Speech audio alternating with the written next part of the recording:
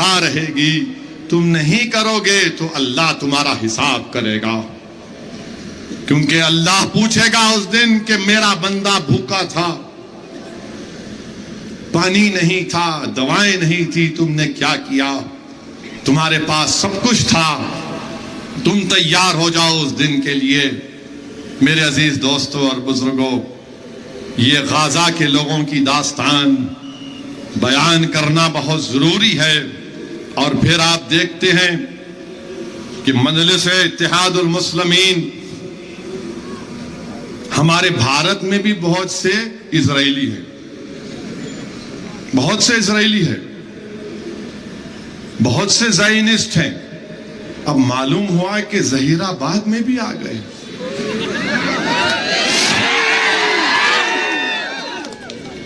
मालूम हुआ कि अब जहीराबाद में भी बेंयामिन नेतन्याहू के शागिर्द आ चुके हैं, और वो आकर हमको आईना दिखाने की कोशिश कर रहे हैं। मैं उनसे पूछना चाह रहा हूं, ये CAA का कानून किसने बनाया? CAA का कानून किसने बनाया? किसने बनाया? कौन बनाया? अरे डर रहे कहीं को? कौन बनाया CAA का कानून?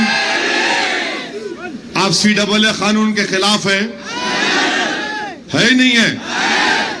चिचा जरा आप भी तो बोलो।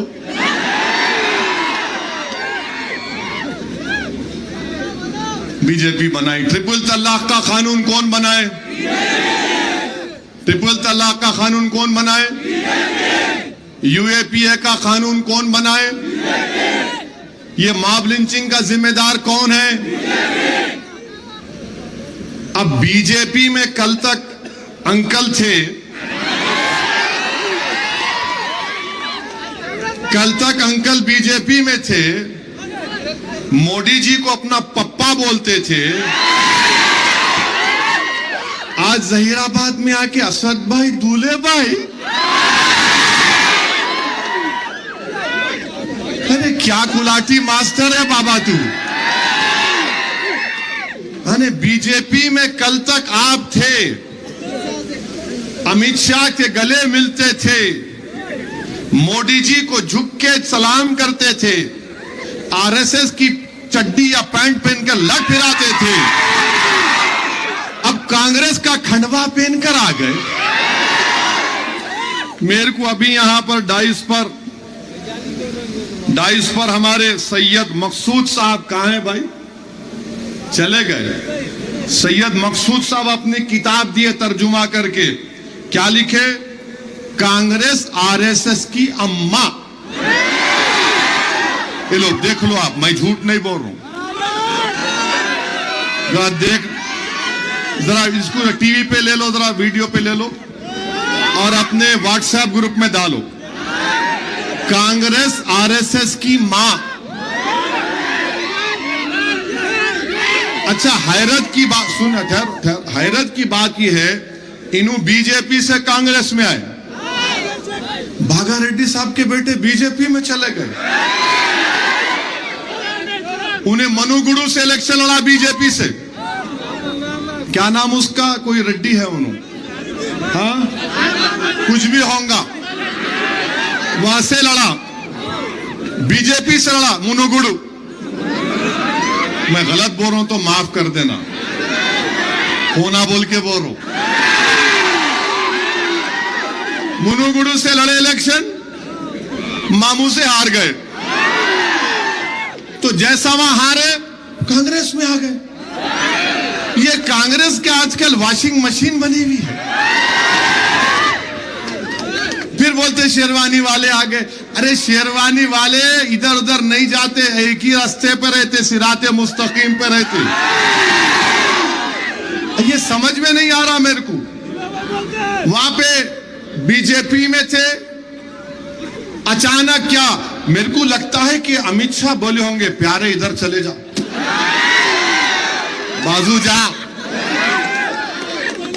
उधर से RSS बोली होंगी, इधर, अब इधर चले जा।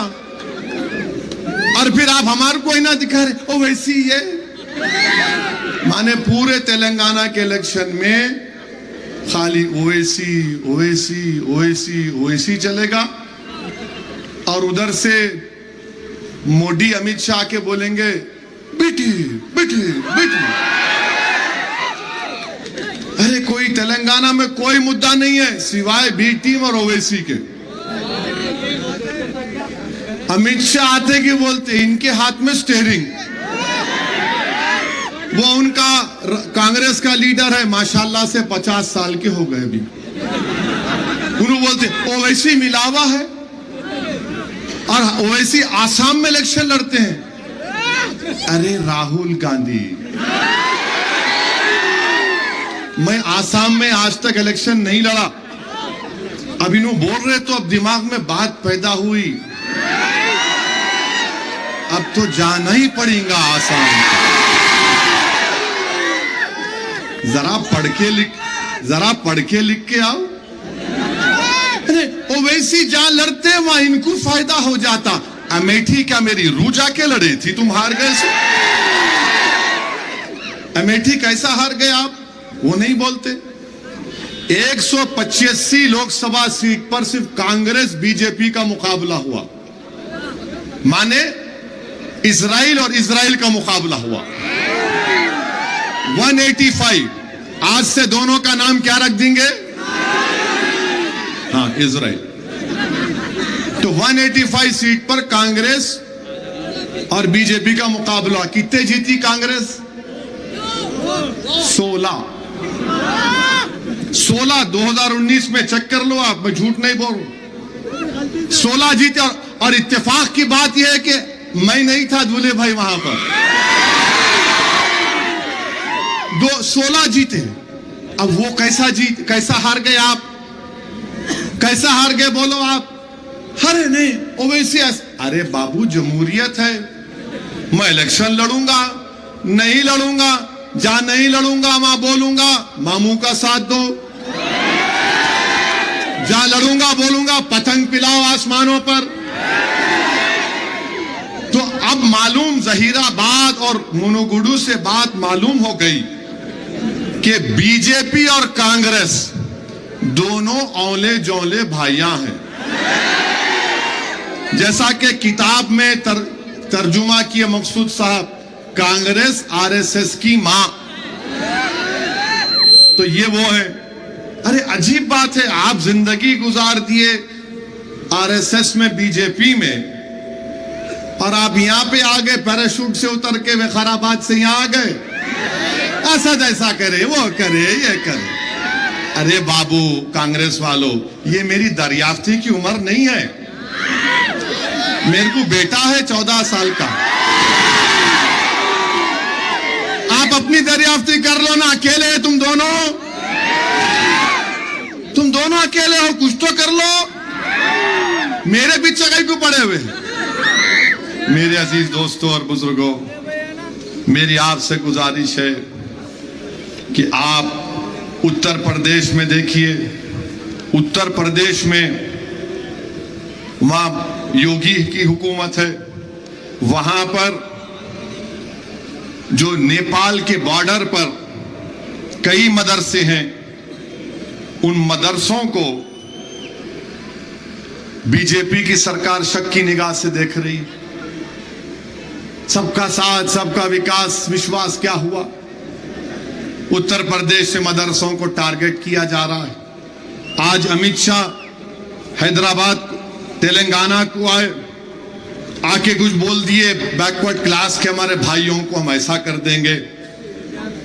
अमित शाह साहब, आपको मैं जिम्मेदारी से बता रहा हूं, आप और कांग्रेस औले जौले भाई बहन हैं, आप लोगों का कुछ भी होने वाला नहीं है तेलंगाना में। आप बाय बाय थे, बाय बाय होंगे आप। मैं अमित शाह से पूछना चाह रहा हूं कि अगर आप बैकवर्ड क्लास के इतने हमदर्द हैं तो बीसी का सेंसस क्यों नहीं कराते आप? अगर आप बैकवर्ड क्लास भाई बहन से इतना मोहब्बत करते तो असदुद्दीन ओवैसी लोकसभा में खड़े होकर पुकार रहा था, जब खवातीन के तहफुजात का बिल लाया गया आरक्षण का, कि ओबीसी खवातीन को बिल दो और मुस्लिम खवातीन को बिल दो, उनको रिजर्वेशन दो। ओबीसी खवातीन को रिजर्वेशन और मुस्लिम खवातीन को, तो ना मोदी, ना अमित शाह, ना राहुल गांधी इस बात को तैयार थे। मैं इम्तियाज जलील उस कानून के खिलाफ वोट दिए। बीजेपी वाले बोल रहे तुम वोटिंग करा रहे क्या? मैं बिल्कुल करा रहे, बिल्कुल कराएंगे। तो बोले अब फिर हो गया हमारा 3 घंटे यहां पर। मिला 3 घंटे होते 4 घंटे होते नहीं मालूम, मगर मैं वोटिंग कराऊंगा। मैं स्पीकर साहब हमारे ओम बिरला हैं, मैं उन्हें पूछे क्या आप अपनी तरमीमात को मूव करेंगे? मैंने कहा मूव करूंगा सर। बोले ओवैसी तुम्हारे पास तादाद नहीं है। मैंने कहा स्पीकर साहब अल्लाह मेरे साथ है, अल्लाह मेरे साथ है। हमने वोटिंग का डिमांड किया। अब कांग्रेस वाले तो पहले मेरी तकरीर से परेशान हो गए, कहने एक नई बात कर दिया, क्योंकि अल्लाह ने जबान की ताकत दी, अल्लाह ने धड़कता दिल दिया, अल्लाह ने गरीब और मजलूमों की तकलीफ को समझने का एक सलीका दिया, वो नेमत है। और मैं 10-12 साल की उम्र से जहीराबाद को आ रहा हूं अपने वालिद मरहूम के साथ। तो मैं जब ने कहा कि मुसलमान और ओबीसी खवातीन को मिलना चाहिए, कांग्रेस वालों का सर घूमना शुरू हो गया। उसके बाद जब हम वोटिंग कराए, मोदी जी बैठे रहे 1.5-2 घंटा पार्लियामेंट में। बीजेपी के लोग बोल रहे अरे प्रधानमंत्री बैठे हुए। मिला हो प्रधानमंत्री है, बादशाह सलामत है, बैठना है। कांग्रेस वाले बोले अरे हमारा नेता बेचारा बैठा है। मिला हम क्या बेचारे नहीं है? 3 घंटे 400 वोट खवातीन के बिल की ताईद में गिरे, जिसमें ओबीसी खवातीन को कोई हिस्सा नहीं, मुस्लिम खवातीन को कोई हिस्सा नहीं। 2 वोट ओबीसी खवातीन के हक के लिए, 2 वोट मुस्लिम खवातीन के हक के लिए पड़े। किसके थे? असदुद्दीन ओवैसी और इम्तियाज जलील के थे। तो बाद में मैंने खड़े होकर कहा कि दुनिया ने देख लिया कि आज पार्लियामेंट में राहुल और मोदी एक साथ खड़े हुए हैं, ये मिलकर खड़े हैं। और कांग्रेस के लोग बड़ी बड़ी बातें करते हैं। जुलाई 2019 को अनलॉफुल एक्टिविटीज प्रिवेंशन एक्ट बनाया गया था, जिसमें उस गंदे कानून के तहत हजारों 100 ज्यादा लोग भारत के मुख्तलिफ जेलों में जेल में हैं। कौन उस कानून की तायीद किया? राहुल गांधी और मोदी ने। कौन उस कानून के खिलाफ वोट दिया? असदुद्दीन ओवैसी और इम्तियाज जलील ने। आप मुझ पे उंगली उठाते।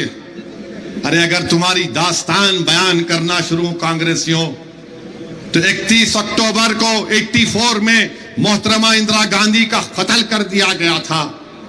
हम उसकी मजम्मत करते हैं, मगर मोहतरमा इंदिरा गांधी के कत्ल के बाद क्या दिल्ली के सड़कों पर सिखों के खून की होली नहीं खेली गई थी? तो किसकी हुकूमत थी बताओ? सिखों को गले में उनके जलते हुए टैरों को डाल दिया गया था। नस्ल कशी सिखों की हुई थी। और कांग्रेस आज सेकुलरिज्म की बात करती है। अरे बताओ, बूटा सिंह ने क्या शिलान्यास नहीं किया था? राहुल गांधी, क्या तुम्हारे वालिद वजीर आजम नहीं थे? बताओ, बोलो इस बात को, बोलो, मेरी इस बात का जवाब दो। और हम मौजूदा वजीर आजम से कहना चाहेंगे कि आप भारत के 133 करोड़ जनता के प्रधानमंत्री, वजीर आजम, प्राइम मिनिस्टर हैं। आप सिर्फ एक मखसूस हिंदुत्व आइडियोलॉजी के लोगों के मानने वालों के वजीर आजम नहीं हैं। मिस्टर मोदी, मंदिर, मस्जिद, गिरजाघर सब आपकी नजर में बराबर होना चाहिए। आप एक को बढ़ाकर नहीं पेश कर सकते, आप सबके वजीर आजम हैं। मेरे अजीज दोस्तों और बुजुर्गों, और फिर हमसे बोलते हैं ये लोग, इन्हों मिले हुए हैं, इन्हों फुला है। मेरे अजीज दोस्तों और बुजुर्गों, अल्लाह मेरे दिल का हाल जानने वाला है। मैं अगर मिला हुआ हूं तो गरीबों के साथ मिला हुआ हूं। मैं अगर मिला हुआ हूं तो मजलूमों के साथ मिला हुआ हूं। अगर मैं किसी के साथ मिला हुआ हूं तो उन मासूम बच्चियों के साथ खड़ा हूं जो तालीम हासिल करना चाहती। मैं अगर मिला हुआ हूं तो हर उस शख्स के साथ खड़ा हूं जो दुनिया में और भारत में अमन चाहता है। मेरे अजीज दोस्तों और बुजुर्गों, लोग आपसे पूछेंगे कि असदुद्दीन ओवैसी आकर आपको बोले कि 30 नवंबर के दिन मामू को क्यों वोट देना, तो मामू को वोट इसलिए देना क्योंकि बीजेपी को हराना है। मामू का साथ इसलिए देना, कांग्रेस आरएसएस की मां है। कांग्रेस, जोर से बोलो इसको, कांग्रेस डर रहे आप लोग, मोदी से डर रहे, कांग्रेस से डर रहे।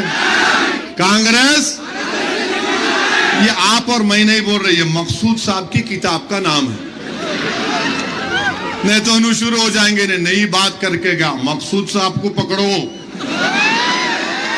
मैं नहीं बोला, सेक्रेटरी बामसेफ तेलंगाना, कांग्रेस आरएसएस की मां। मेरे अजीज दोस्तों और बुजुर्गों, मजलिस इत्तेहादुल मुस्लिमीन की नुमाइंदगी पर 9 साल में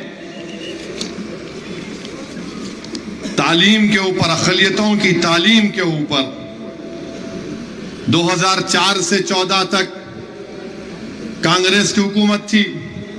अक़लियतों की तालीम के ऊपर सिर्फ 1200 करोड़ खर्चा हुए। और जो यहां पर जो लोग आरएसएस से आकर मजलिस पर उंगली उठा रहे हैं, मैं उनको बताना चाह रहा हूं कि 9 साल में मजलिस की नुमाइंदगी पर मामू ने 12,000 करोड़ रुपए तालीम पे खर्चा किए अक़लियतों के। कितने? 12,000 करोड़। और ये जो कांग्रेस के जो सदर है ना तेलंगाना के, इन्हों भी आरएसएस से आए। अब याद आया, बोलना भूल गया, उन्हों भी आरएसएस से, हाँ इधर उन्हों थे। फिर क्या करे, मैं देखा उनको 1999 में मरहूम सैयद सज्जाद एमएलए होते थे, उनके इलेक्शन में किशन रेड्डी लड़े थे। किशन रेड्डी अब जो सदर है बीजेपी के, उन्होंने पहला इलेक्शन मजलिस से टकराए, हार गए। उनके साथ इन्हों थे मौजूदा इनके पीसीसी के सदर। गुड्डी मलकापुर की मार्केट में देखा मैं इनको, खैरताबाद के बल्दिया के ऑफिस में देखा। और मैं जिसको देख लेता हूं, जिसको पढ़ लेता हूं, अल्लाह उसके हबीब के सदक़े में मुझे थोड़ा मेमोरी दी, मैं भूलता नहीं। इन्हों वहां से ही आए, बीजेपी से थे। फिर आरएसएस बोली साइकिल पे बैठ जा, साइकिल पे बैठे, साइकिल का डुबा दिए, फारक तोड़ दिए, साइकिल को पंक्चर करे। बाद में आरएसएस बोली देख साइकिल का तो तू काम कर दिया, अब तू जरा पंजे को पकड़ ले। तो आरएसएस तेलंगाना में पंजे को पकड़ी हुई है, मैं मजाक नहीं कर रहा हूं। ये आदमी आरएसएस से आया हुआ है, इसीलिए इसने कहा था कि अगर हमारी हुकूमत आएगी तो हम हर कॉन्स्टिट्यूंसी में एक मंदिर बनाएंगे। अब उठाकर देख लो, हजरत गूगल पर जाओ, बोले उन मैंने, आप देखो जाकर। तो अब आप देखो, ये मजलिस की नुमाइंदगी पर 9 साल में तालीम के ऊपर 12,000 करोड़ रुपए, और यहां पर मजलिस की नुमाइंदगी पर टेम्बरिस के स्कूल जो अब जूनियर कॉलेज में तब्दील हो गए, कितने बच्चे पढ़ रहे मुस्लिम अक़लियत के, आपको अंदाजा भी नहीं होगा। अगर आपको है तो मैं बताता हूं, 2,10,000 बच्चे और बच्चियां स्कूल में पढ़ रहे हैं। 6 से 12 तक फ्री। अब तक 80,000 पढ़ के निकल गए, 80,000 पढ़ के निकल गए। फिर ये शादी मुबारक की स्कीम है, 2,225 लोगों को, 2,225 करोड़ खर्चा हुए, 26,931 लोगों को क्या हुआ, शादी मुबारक का चेक मिला। कल्याण लक्ष्मी स्कीम भी है, तो ऐसे ओवरसीज स्कॉलरशिप है, प्री मैट्रिक स्कॉलरशिप है, पोस्ट मैट्रिक में है। तो ये सब जो है मेरे भाई मजलिस से इत्तेहादुल मुस्लिमीन की मजबूती से मिला। और एक बात याद रखिए कि इलाकाई पार्टी जहां पे रहेंगी, जहां पे रीजनल पार्टी रहेंगी, वहां पे आपकी अहमियत रहेगी। अगर ये दोनों आगे औले जौले, ये दोनों आ गए, तो फिर आपका कोई पूछने वाला नहीं। आज क्यों आ रहे आपके पास सब? एक इलाकाई पार्टी है, तीसरा प्लेयर है। ये अगर खेल खाली दो लोग खेलेंगे तो फुटबॉल हमको बना देंगे, तो तीन रहेंगे तो तीनों लड़ेंगे। आप बैठकर देखते रहना। अच्छा, फिर जो उसके बाद जो अपना अच्छा करता 4.5 साल हम उसके साथ खड़े होंगे। दो खेलेंगे तो हमको फुटबॉल बना देते, तीन रहेंगे तो मामला अच्छा रहता। आप देखो मेरी बात को, दो से मजा नहीं है तीन रहना। मैं ये नहीं बोल रहा हूं कि तीन शादी करो, मैं ये बोल रहा हूं तीन खिलाड़ी रहना, तीन पॉलिटिकल पार्टी रहना। और मजलिस इत्तेहादुल मुस्लिमीन चौथा प्लेयर है इसमें। मजलिस चौथा प्लेयर है। पावर प्ले में आके पावर प्ले समझे ना? अब पावर प्ले शुरू हुआ हमारे, तो पावर अपने हाथ में रहना। दो में रहे तो आप पावरलेस रहते, तीन रहे तो पावर। समझे हमारी बात को? कर्नाटका में तीन नहीं थे, तेलंगाना में तीन है और चौथा पावर मजलिस है। समझे ना आप मेरी बात को? तो इस वास्ते 20 तारीख के दिन, 30 तारीख के दिन यहां पे मामू का साथ दो। मैं मानता हूं इस बात को कि काम होना है। मैं जहीराबाद की आवाम से वादा करके जा रहा हूं कि जो आपके काम ज़ेरे तकमील है, इंशाअल्लाह ताला उन पूरे कामों को मैं करवाऊंगा मेरी जिम्मेदारी पर। और इलेक्शन में कामयाबी मिलेगी मामू को। मुझे यकीन है कि मामू तीसरी मर्तबा वजीर आला बनेंगे और इंशाअल्लाह ताला हम कांग्रेस, ये मकसूद साहब लिखे, नवीर सोच रहे होंगे क्यों लाके दिया इसको, मैं किताब ये मैं बैठ के दुआ करके सोच रहा था अल्लाह क्या बोलूं, अचानक उन्हें लाके दिया। मेरा ओहो अल्लाह, ये तो गुलाब जामुन है ये तो। खैर मेरे अजीज दोस्तों और बुजुर्गों, यहाँ पर हमारे सदर साहब ने डीएड उर्दू मीडियम कॉलेज के लिए कहा। मुझे यकीन है कि इंशाअल्लाह ताला वो जरूर बनेगा। बहुत से बल्दी मसाइल हैं, इंशाअल्लाह ताला उसको जरूर हल किया जाएगा। बीजेपी तेलंगाना में एक ही चीज चाहती है कि यहां पर कोएलिशन गवर्नमेंट बने। वो मत होने दो आप। वोट डालना आपका इख्तियार है, मगर कभी कोएलिशन बनने मत दो। आप मामू को ताकत के साथ कामयाब करिए। और मैं आपसे वादा कर रहा हूं कि मैं मामू को यहां लेके आता हूं, यहां लेके आता हूं। खुरेश गली से शुरू करेंगे अपन इंशाअल्लाह, खुरेश गली से शुरू करेंगे। अब इन्हों वेखाराबाद से है, वहीं जाने वाले हैं, वहीं जाते हैं। उन्होंने क्या समझ लिया, यहाँ की लाल मट्टी वहां की लाल मट्टी एक है। तुम वेखाराबाद से बीजेपी से यहाँ पे आए। यहाँ की आवाम बाशऊर है, बाखबर है। और मुझे अफसोस इस बात का हो रहा है कि जो शख्स दुनिया में नहीं है, फरीद साहब को भी ऐल फैल बोल रहे हैं। अरे कम से कम मरने वाले को तो मत बोलो ऐसा। वो फरीद कुछ भी चाहूंगा मगर जहीराबाद का नुमाइंदा था। वो फरीद कुछ भी चाहूंगा मगर उसके दिल में धड़कता हुआ दिल था। फरीद के मुंह में जबान नहीं थी मगर फरीद तड़पने वाला था। एक दूसरी पार्टी में थे फरीद, मगर मैं, मेरे साथ एमएलए भी थे, मैं इज्जत करता हूं। देखो आप कितनी गंदगी है, क्या जो दुनिया में नहीं है आप उसको तो गाली दे रहे हैं। खैर कोई बात नहीं, 30 नवंबर को इंशाअल्लाह ताला सब अवाम अपना फैसला देगी। मेरे अजीज दोस्तों और बुजुर्गों, मेरी आपसे गुजारिश है कि मेरे वास्ते भी दुआ करो। मैं भी आपका गुलाम हूं, मैं भी आपका खादिम हूं। पूरे मेरे पीछे पड़ गए, मोदी, अमित शाह, राहुल, पूरे ऐसा दिख रहा, पूरा झुंड का झुंड मेरे पीछे पड़ा हुआ। और सब क्या कर रहे हैं वहां के, ओए बोल रहे, और मैं क्या कर रहा हूं, मैं खड़ा हुआ हूं सीना तान के। आओ, खाली लुंगी उठा के डराने के दिन